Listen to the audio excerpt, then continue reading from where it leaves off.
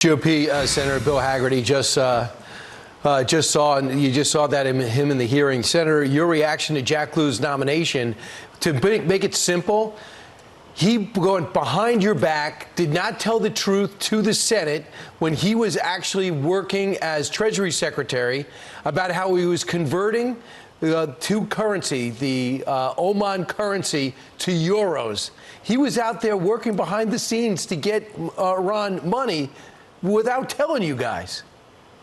Yeah, this is the world's greatest sponsor of terror. And he couldn't answer my questions, Brian, when I asked him, if Iran, the world's greatest sponsor of terror, has more funding, do you think that will lead to more terror? He obfuscated, he couldn't answer the question. We know the answer to the question, and I'll tell you this. We know what happened when we choked those funds off. I worked in the Trump administration as we implemented the maximum pressure campaign.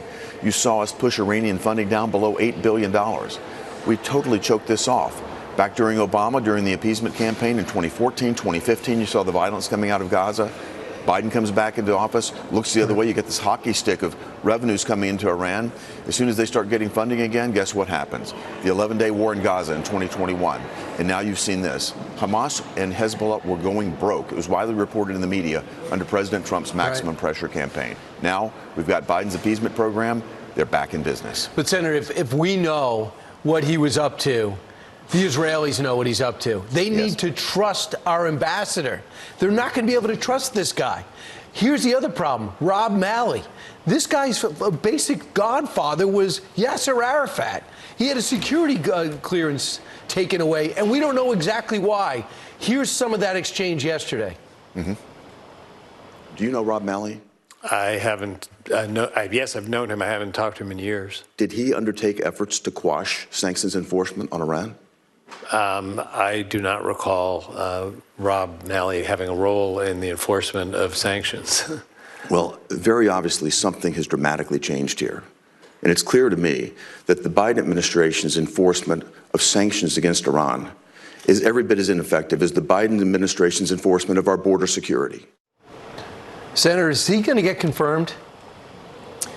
Not with any Republican votes. Brian, I think it's going to be a tough decision for the Democrats. I hate to see them line up, as they so often do, and fall right over the cliff. This is an insult to Israel. We should put somebody in place. We've got a very qualified charge d'affaires right now that could bring her forward, nominate and confirm her quickly.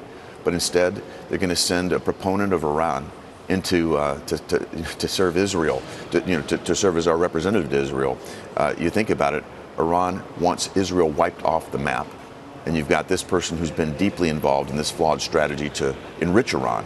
I think it's quite an insult to our allies in Israel. It is. And the only hope we have is if Sinema, Manchin, and Tester are worried about re-election, or Sherrod Brown's worried about re-election, we'll stand up and make a stand here. Senator, thanks so much for your challenging questions. Appreciate it. Certainly.